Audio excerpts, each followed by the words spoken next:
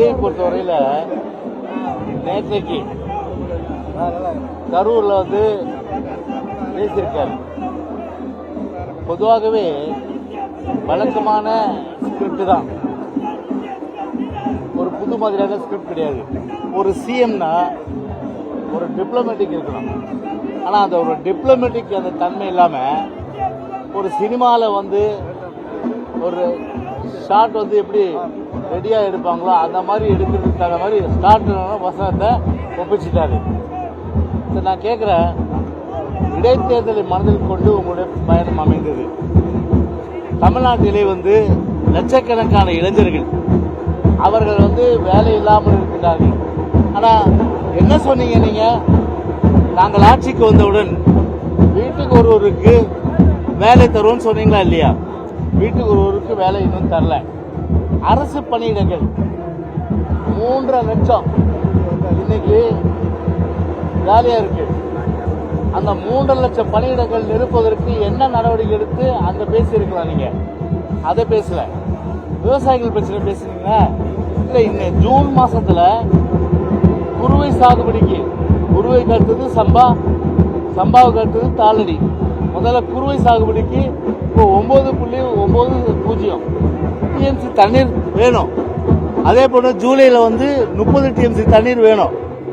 அதை வந்து திறந்து விடுவதற்கு என்ன நடவடிக்கை ஒரு ஸ்ட்ராங்கா எடுத்த அந்த டெல்டா ரீஜனுக்கு நீங்க போயிருக்கீங்க. கரூரம் வந்து காவிரி பயிர் இடம், அதை பத்தி ஏதாவது பேசுறீங்களா? அதை பத்தி எதுவும் பேசல. சரி, டிஎன்பிசிக்காக வந்து பார்த்தீங்கன்னா வந்து வேகன்சி அவ்வளோ இருக்கும்போது இளைஞருடைய எதிர்காலம் வந்து வேலை வாய்ப்பு கேள்விக்குறியாக்க நிலையில ஒரு 32 பேருக்கு பணி அப்படின்றது பொதுவாகவே விஜய் பொறுத்தவரை இதே புரட்சி தலைவர் எம்ஜிஆரோடு ஒப்பிடும்போது 1958 சம்பாதித்த பணத்தை எல்லாம் வந்து வாரி வாரி வாரி வாரி ஏழை எளிய மக்கள் கொடுத்தாரு. அதனால இன்னைக்கும் பார்த்தீங்கன்னா புரட்சி தலைவர் பேரை உச்சரிக்காத தலைவர்களே கிடையாது. ஆனா இவரு 1983 வந்தார். எது நடிப்புக்கும் நடிப்புக்கு வந்தார். எவ்வளவு சம்பாதிச்சிருக்கலாம்? 1983 இருந்து நீங்க வந்து வாரி கொடுத்தீங்களா? அரசியல் வந்து பிறகுதான் வந்து விளம்பரத்துக்காக நீங்க செஞ்சீங்க. சரி, நான் கேட்கிறேன், இப்ப கோடி கோடி கோடி கோடியே சம்பாதிச்சிருக்கீங்க. தலைவர் பொறுத்தவரை உழைச்சி சம்பாதிச்சாரு. ஆனா எனக்கு எதுவும் தேவையில்லை, மக்களுக்கு வாரி வாரி கொடுத்தாரு. நான் கேட்கிறேன், ஒரு கோடி ரூபாய் அந்த 32 குடும்பத்துக்கு கொடுத்துட்டு போயிருக்கலாமே. 32 குடும்பத்துக்கு ஒரு கோடி ரூபாய் கொடுத்தாலே அதை வச்சு அவங்க வந்து பார்த்தீங்கன்னா மாசம் பேங்க்ல போட்டு வண்டினா கூட ஏகப்பட்ட அளவுக்கு வந்து அவங்களுக்கு வந்து அவங்க பொருளாதார ரீதியாக வந்து முன்னுக்கு வர முடியும். அரசு வேலையை கொடுத்து படித்துக் கொண்டிருக்கின்ற டிஎன்பிசி படித்துக் கொண்டிருக்கின்ற இந்த வாய்ப்பை ஏன் நீங்க வந்து பறிக்கணும்?